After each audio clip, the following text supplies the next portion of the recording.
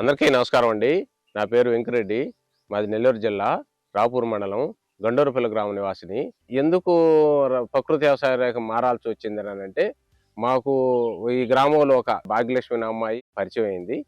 ఆ అమ్మాయి సంఘాల్లో పొదుపు ద్వారా చెప్తుంటే అక్కడ మా మిస్సెస్ విని మా మిస్సెస్ వచ్చి ఇలా అంటే నాకు చెప్తే నేను వాళ్ళని కలిసి మాట్లాడడం జరిగింది.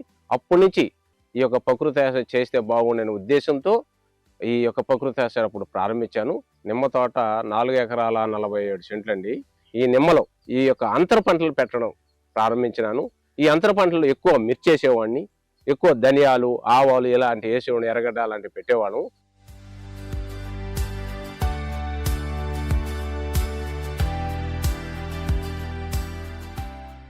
నిమ్మలోనే ఏటీఎం వాళ్ళు ఒక 25 సెంట్లు ఏటీఎం వాళ్ళు తయారు చేసుకోవడం జరిగింది. అందులో 12 రకాలు ఆకుకూరలు, కాయగూరలు, గడ్డజాతి, తీగజాతి ఇవన్నీ వేయడం జరిగింది. అలాగే ప్లాంట్ చుట్టూరు 18 రకాల పండ్ల మొక్కలను పెట్టడం జరిగింది.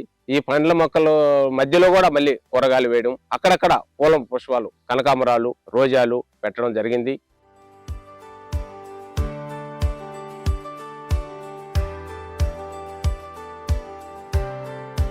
ఈ అంతర పంటలన్నీ పెట్టిన దానివల్ల భూమిలో నాకు వాటర్ శాతం అనేది పూర్తి స్థాయిలో తగ్గింది. 15 రోజులకి ఒకసారి తడులు ఇవ్వడం జరుగుతుంది. అప్పుడు పదే ఇచ్చేవాడిని. ఈ అంతర పంటలు పెట్టకముందు 10 రోజులకి 5 రోజులకి ఇవ్వాల్సి వచ్చింది. ఈ అంతర పంటలన్నీ పెట్టిన దానివల్ల వాటర్ మేనేజ్మెంట్ అని తగ్గింది, ఖర్చు తగ్గింది, కరెంట్ ఆదా తగ్గింది. ఇవన్నీ చూసుకుంటే ఇది చాలా లాభదాయకం అనిపించింది. ప్రతి సంవత్సరం కూడా ఈ అంతర పంటల్ని నేను ఇలాగే కొనసాగిస్తూ నిమ్మలో 15 రకాలతోటి నవధాన్యాలని చల్లడం జరిగింది. అప్పుడు వాతావరణం మార్పుల వల్ల కానీ నేను గమనించిన అంశం ఏంటంటే, ఈ యొక్క పిఎండిఎస్ విత్తనాలు చల్లడం వల్ల నీటి యాజమాన్యం తగ్గింది. ఫస్ట్ మొక్కల యొక్క గ్రోత్ బాగా డెవలప్ అయింది. ఆ పిఎండిఎస్ని కంటిన్యూగా చేసుకుంటూ రావడం జరిగింది. ఈ పిఎండిఎస్ ఎందుకు వేసాను అనేది అప్పుడు అర్థమైంది.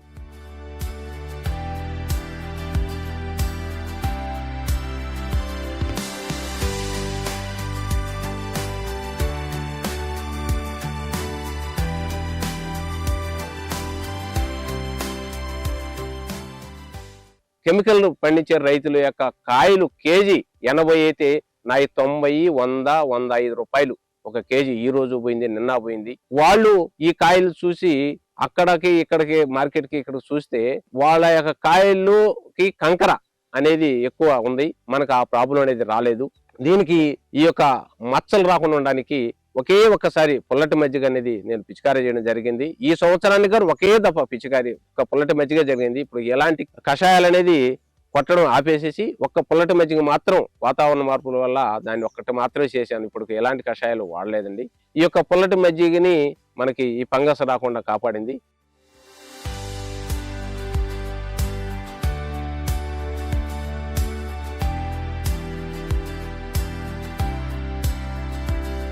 పక్క తోటలకి నా తోటలకి వచ్చే దిగుబడిని చూస్తే నాకు ఎక్కువ పిచ్చి వస్తుంది. వాళ్ళు 5 బస్తాలు వాళ్ళు రోజుకు వస్తే నేను 7, 8, 10 దాకా రోజుకు వస్తున్నాను.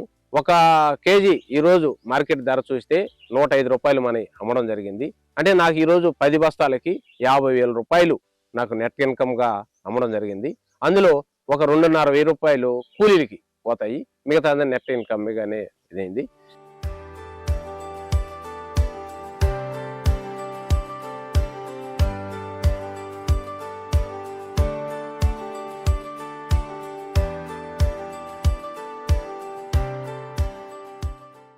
ఈ సంవత్సరం 8 నుండి 10 లక్షలు వచ్చేదానికి నాకు ధైర్యం ఉంది, రాగలుగుతుంది. ఇదే రేట్ ఉంటే 90 నుంచి 100 రూపాయలు కానీ ఇదే రేటు కానీ ఇంకొక నెల పాటు కానీ నాకు ఏప్రిల్ లాస్ట్ కి 10 లక్షలు వచ్చే అవకాశం ఉందండి. ఏదైనా రేటు తేడా అయితే మేము కూడా ఏప్రిల్ లాస్ట్ కంటే 8 లక్షలు అయినా ఖచ్చితంగా వస్తుంది సార్ నాకు.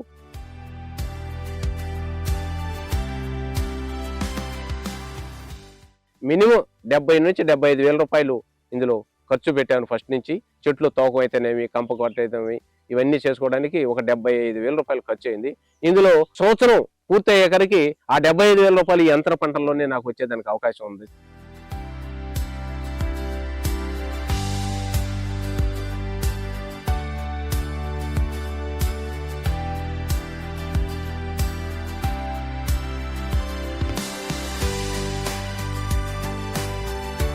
అలాగే ఈ యొక్క అంతర పంటల వల్ల నాకు వచ్చే ఆదాయం, నేను పెట్టిన ఖర్చు అది భర్తీ చేసి నాకు నెట్ ఇన్కమ్గా ప్రధాన పంటదారు వచ్చిన ఇన్కమ్ సరిపోతుంది.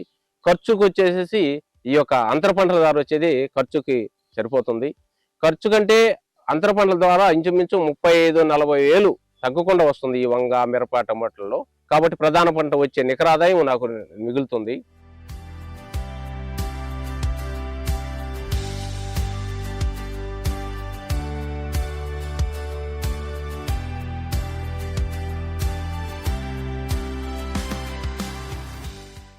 అలాగే నా పొలంలో పండించినటువంటి అన్ని రకాల పంటల్లో కూరగాయల నుంచి పప్పుదానులని ఎన్ని మేమే ఆరోగ్యంగా బయట కొనకుండా రోజుకి 20 రూపాయలు వేసుకున్నా కానీ ప్రతి నెలకి 600 రూపాయలు ఒక కూరగాయలకి అవుతుంది. అది అనేది లేదు. మా ఫ్యామిలీ వాళ్ళు, పక్కింటి వాళ్ళు కొనుక్కోవడం కానీ, ఇక్కడికి వచ్చి ఆకుకూరలు తీసుకుపోవడం కానీ ఇవన్నీ పక్క వాళ్ళకి ఇస్తూ మేము రూపాయి ఖర్చు పెట్టకుండా, బయట నుంచి కెమికల్ అనేది లేకుండా న్యాచురల్గా నా పొలంలో పండినటువంటి కూరగాయలు మా అందరం తింటున్నాము. మా బంధువులు పంపిస్తున్నాను. ఇది ఒక మంచి ఉపయోగకరమైనది కూరగాయలు వేసుకోవడం వల్ల.